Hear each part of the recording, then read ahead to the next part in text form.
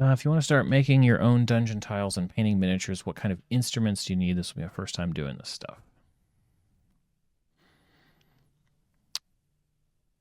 So first of all, awesome. That's great. I do have, if you type in exclamation point tools, just in terms of just stuff, my tools link should pop up, and it's got everything that I use here, basically everything that I recommend.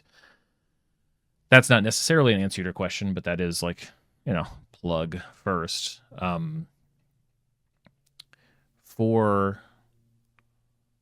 For dungeon tiles, I think that depending on what you want to make, if you want to make stuff out of foam, um, you know, sometimes so I buy my foam in large quantities, right? These big 4x8 sheets. That's probably going to be pretty overwhelming for your first time crafting. The first thing that I ever made was using the poster board foam. It's basically the same stuff but thinner and a lot easier to find. Dollar store usually has the stuff that you can like peel the paper off of.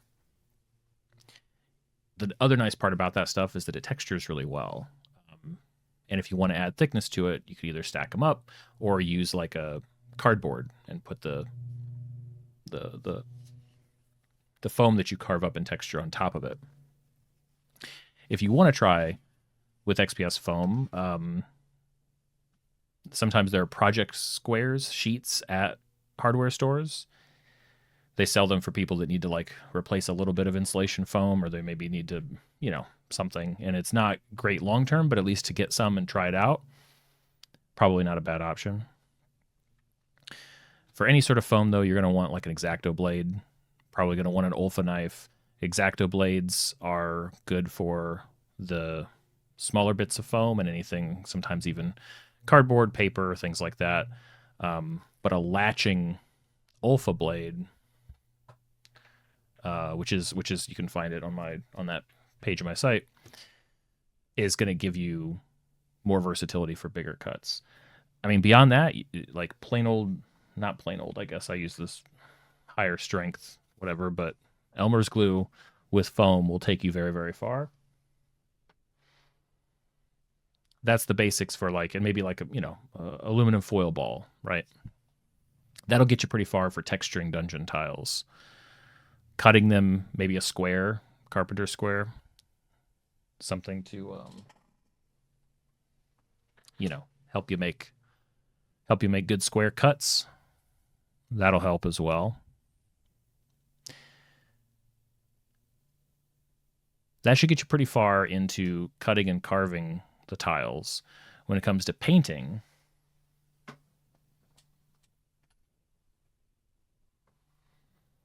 first thing I like to do is cover any sort of tile projects in a mixture of black paint and Mod Podge, the matte varnish, or the matte, not the shiny stuff, the matte type. That's all linked up on that page too. That'll provide a little bit of durability to the foam, but it'll also, I think, it gives a good first base coat. I like to usually paint things black before I paint them up. From that, for painting foam, for painting crafts, you want craft paints, cheap stuff. I go to Michael's and I go to like the very back row at the one in my town, and they're usually like $1 a piece. I have a bunch of them. They last me a really long time. Grays, greens, browns, these things will probably be the most useful with a lot of terrain painting.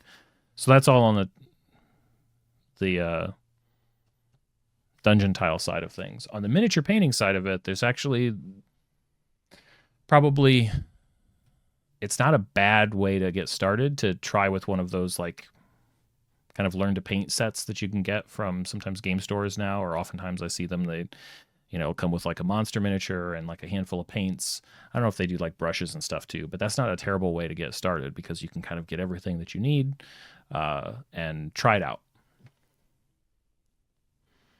Paints are a lot more expensive for miniatures because the people have explained this to me. I'll see how much I remember.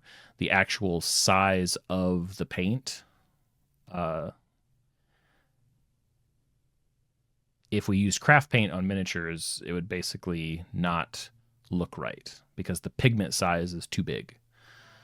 So the smaller, more potent paint, which is why it's more expensive, the miniature paints just make all the difference in the world. I'm a huge fan of speed paints. You don't have to paint with speed paints.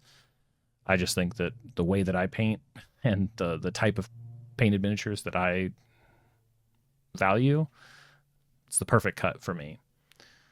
So, um, one or two decent small miniature paintbrushes. Like you're gonna probably with miniatures, you're gonna be painting small details. So decent ones. Craft paintbrushes, get the cheapest ones you can ever find. Craft paintbrushes for painting on foam. Again, same thing as the paint. Don't spend money.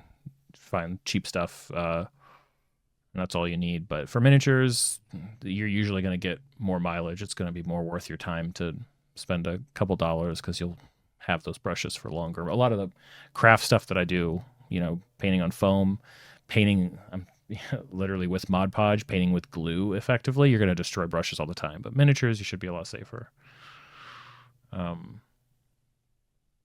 Yeah.